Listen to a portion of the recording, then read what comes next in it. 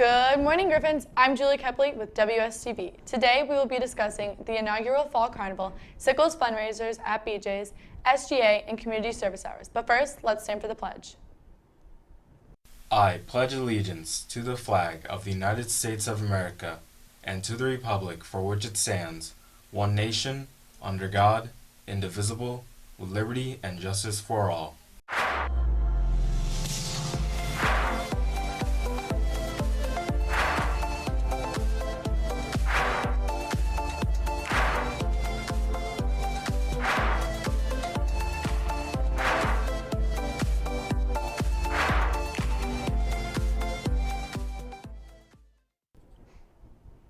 We are on the final stretch of the inaugural Fall Carnival. The new date is 12/6 from 5 to 9 p.m.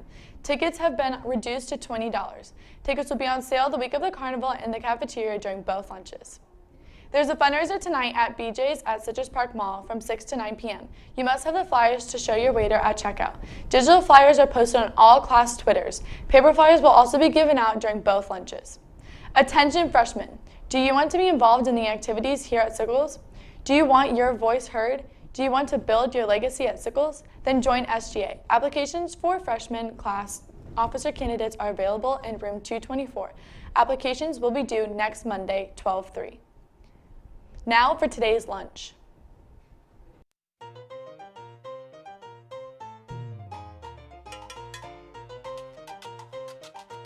¿Qué pasó? Today's lunch looks splendid. Looking for community service hours over your winter break? Students are needed to help out at Trinity Cafe on Friday, January 4th from 10:30 a.m. to 1:15 p.m., feeding the homeless community and spending time with their mentors.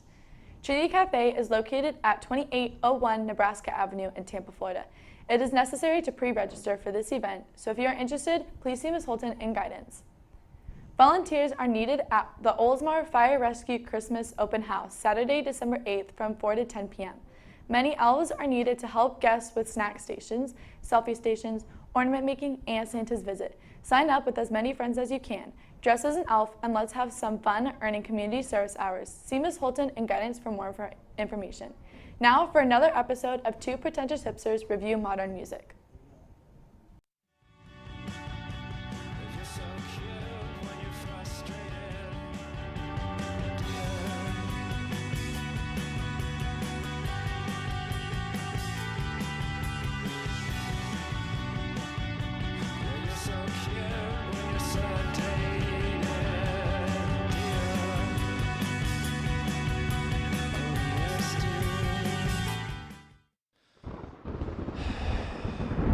Welcome to Two Pretentious Hipsters Review Modern Music. Whatever. Ugh. Disgusting.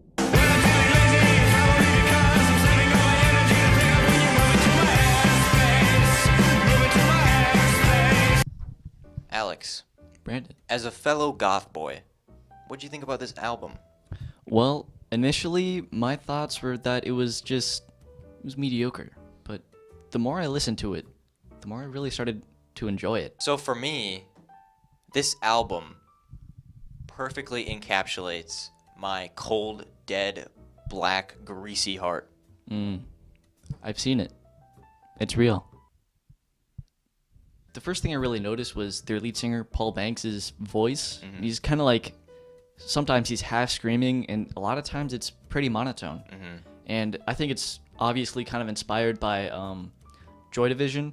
I really liked it. At first, it was kind of grinding on the ears. However, you really warm up to it. I really started to like it. Yeah, Paul Banks was up and grinding on your ears. Oh, yeah. Yeah. The reason why Paul Banks started yelling so loudly on these songs was because the drums were way too loud. So what started as just a necessity that he had to yell over the drums while they were recording, it definitely turns into its own aesthetic, its own style that I really like.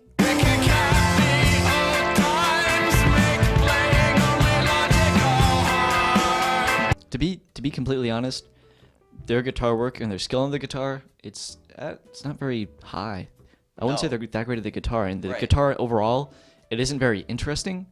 However, what makes it good is how they layer it over each other with all the other instruments.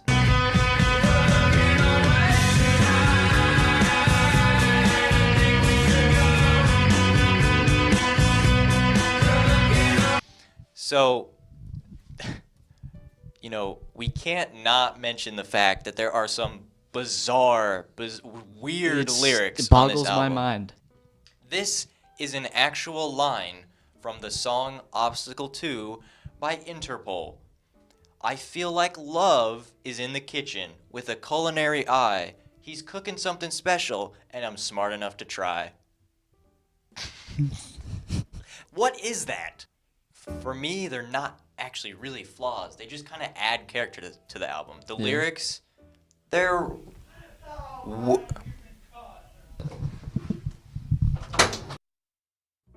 Paul Banks is kind of like the cool kid at Chad Kroger School, if you know what I mean. I got you. He's kind of out of everyone's league.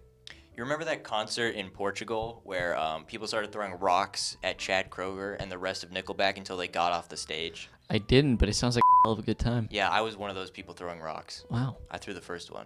Have we got any Nickelback fans in Portugal? Are you sure? Up to you. You guys want to hear some rock and roll or you want to go home?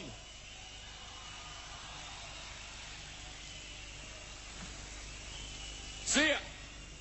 It was like the first shots at Lexington and Concord. I took that step. Nice. I made Nickelback Pound leave. it. Respect. Yeah. Look at this photograph. Every time I do, it makes me laugh. What are your final thoughts on Turn on the Bright Lights by Interpol? At first, it's kind of polarizing, and you may not get it at first. However, the more you listen to it, the more you really start to like it, and you start to jive with the vibe that they're giving off. And I don't know. Overall, I'm starting to fall in love with this album, and the more I listen to it, the more I'm sure I will. Yeah, it's definitely an acquired taste. But once you take that first dip into the Interpool Ooh. and you dip your toe, Ooh. Interpol was so successful in creating and maintaining an aesthetic and a sense of personality on this album right out the gate, their first album. So for me, I mean, this is absolutely a perfect album. I love this album so much. So I really hope you check out this Interpol album. It's really great. My legs hurt. I'm gonna stand. We'd really appreciate it if you checked out our Instagram and our YouTube. Yeah. What's your Instagram, Alex? My Instagram is @A_Combsy. And what's my Instagram, Alex? The real Brandon Cyber. That's right. But most importantly, our Instagram for Tipperherm is @Tipperherm the show. Great. You better follow it. There. No, that's it. Oh. You better follow it. Okay. Run.